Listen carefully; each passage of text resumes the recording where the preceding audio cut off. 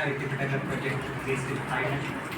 We are preparing a new critical edition of the old Pitaka. And so the paper that I'm presenting today is based on the work as part of the Pitaka project.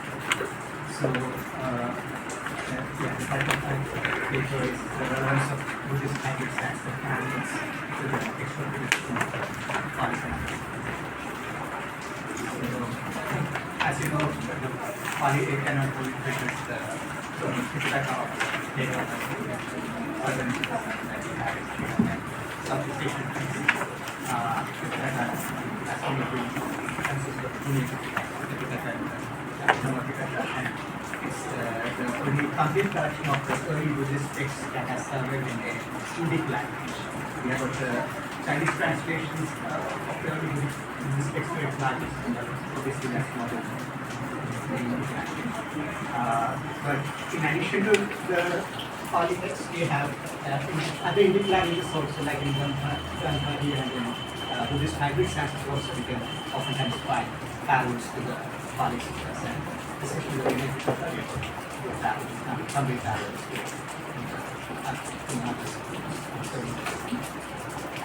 So till now, the standard edition of the Pali Pitaka has been the one that was prepared by the Pali text society. So as you know, it's based in UK, and they started their work in the late 19th century, from 1870s onwards. But so they had actually edited the whole of the Pali canonical literature. Much of it written by the early tradition actually. But one drawback of the work was that at that time it was pretty difficult to come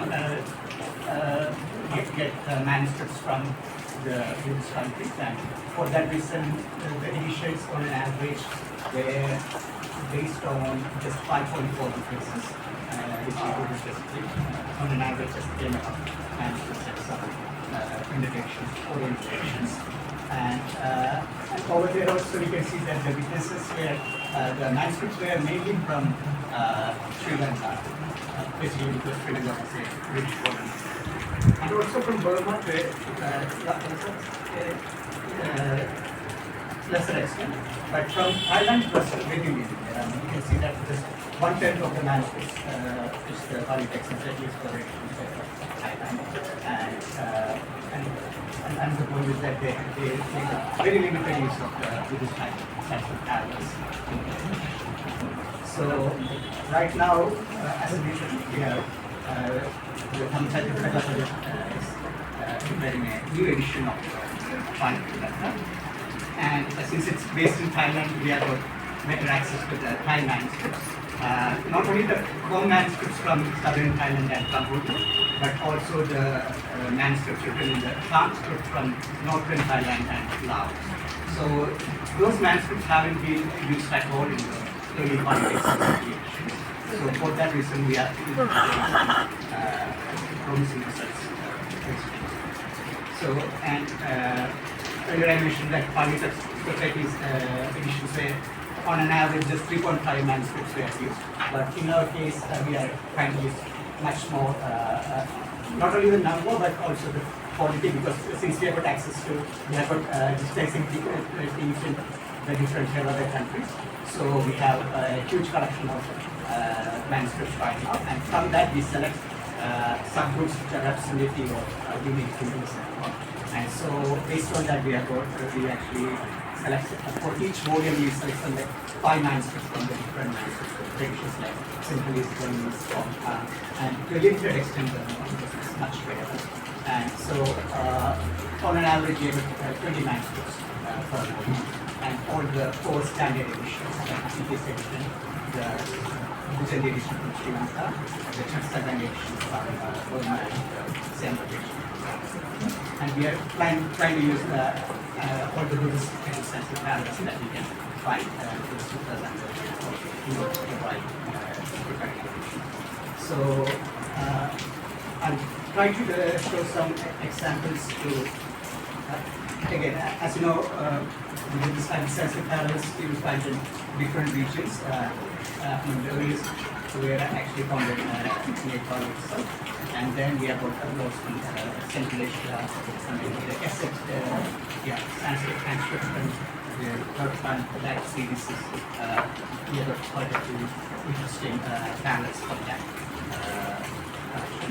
And then the Hebrew manuscripts, and then the other manuscripts from Afghanistan and Pakistan. So and many of them are actually from later period, and then the Mahayana. But we do find parallels to the Pali Sutras. So since we are in Nepal, I will actually try to show some examples from the Nepalese manuscripts.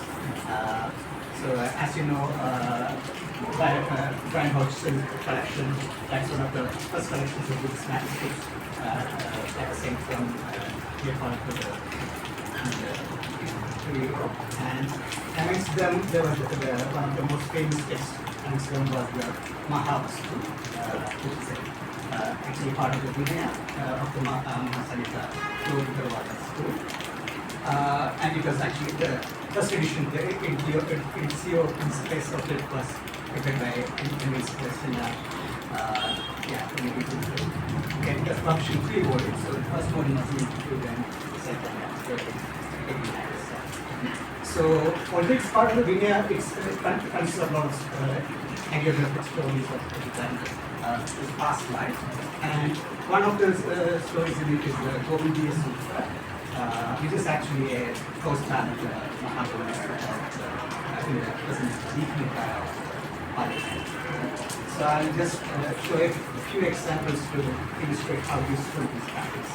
By the way, as you can see, here in this, because the third volume was published in 1897, and in fact, the Pali Text Society's edition of the Deepa Nikaya, second volume, where this Sutta occurs, actually it was published after Emil Sedar published this the text of the Govindiya Sutta from the Maha. But even then, it seems that although they were aware of it, as you can see in the footnote, the first footnote itself, which Davis was editor, had actually mentioned the compared Mahavastu. But it seems that he didn't replace the Mahavastu much while making the corrections. So I'll show a few examples to you. To start with, over here in the first paragraph itself, you can see the second sentence, Adako Panchashiko, Vedabutsu, Vikanda Avikanda Vanam, Vijayabutsu Okase. So over here you can see a footnote with number 3, in which the Burmese manuscript is supposed to be Vijayabutsu Pabhata. And but I'll just show you the manuscript readings in the Dhammakaya Project's collection. So over here you can see that it's only the Ceylonese, the C actually stands for the Ceylonese or the Ceylonese manuscripts. It's only the Ceylonese manuscript and one long-term manuscript which is missing the Papada. Okay. All the Southeast Asian manuscripts actually has a Papada. And but in the case of the previous edition, they were giving much more importance to the Ceylonese edition, and they perhaps had just one or two manuscripts from Southeast Asia. So, but when you actually take a much more representative collection of manuscripts, you can see that the Ceylonese omission of the Pabhata is actually perhaps the outlier in comparison with the Southeast Asian manuscripts. And now, if you compare it with the Sanskrit parallel, here you can see that it has got Kelakapam, Viddhakuttam, Parvatam, Varnema. So, so based on that, based on this parallel, and in addition to that, presence of the Pabhata in most of the Southeast Asian manuscripts, in our edition, we will be including the Pabhata. So, in this case also, I think if Chris Davis had given more importance to the Sanskrit parallel, he might have included Pabhata in this whole edition rather than sort of limited to that. Then let me quickly go on to another example from the same student point. Yeah. So this one is actually has to do with the present participle over here. Yeah. So here you can see that. Yeah.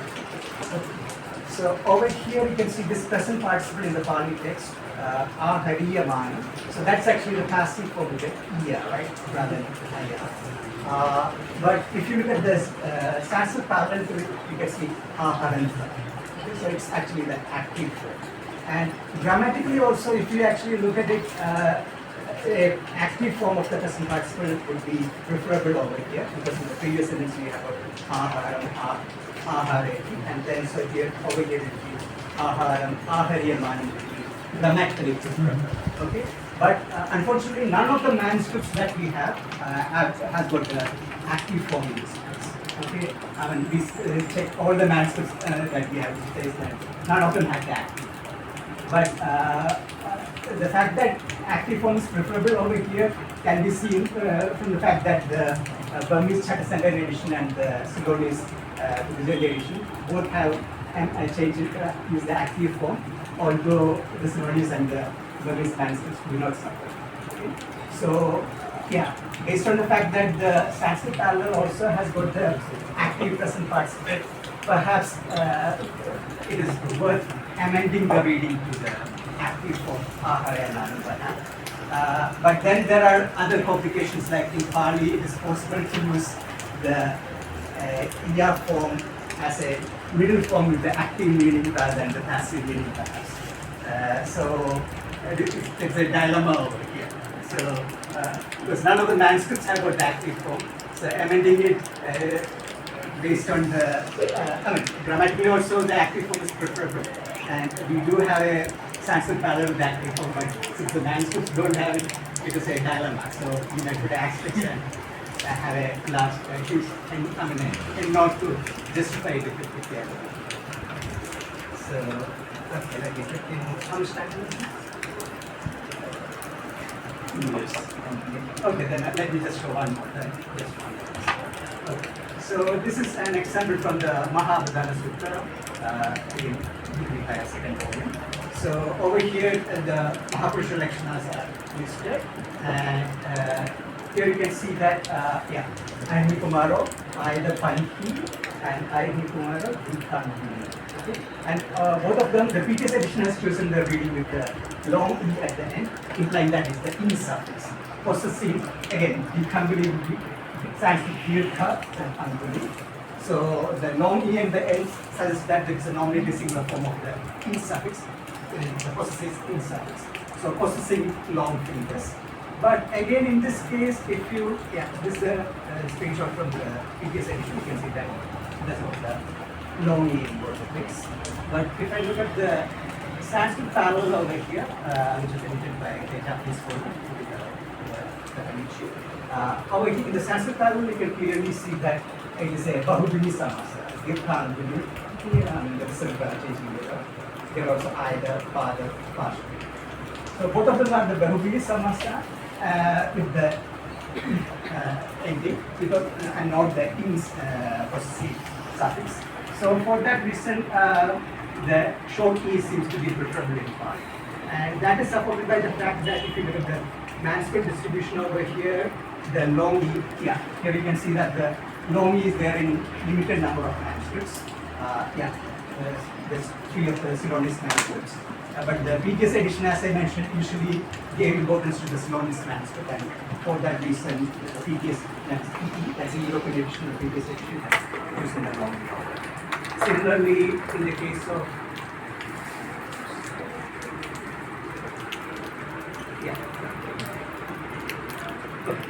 it's a similar case in the case of the Dikhanvi also. So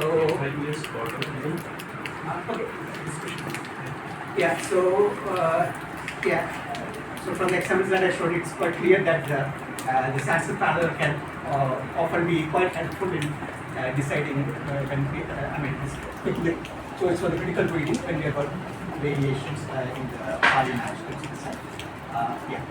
So yeah, there are more examples of similar ways, but you can. So I recommend those.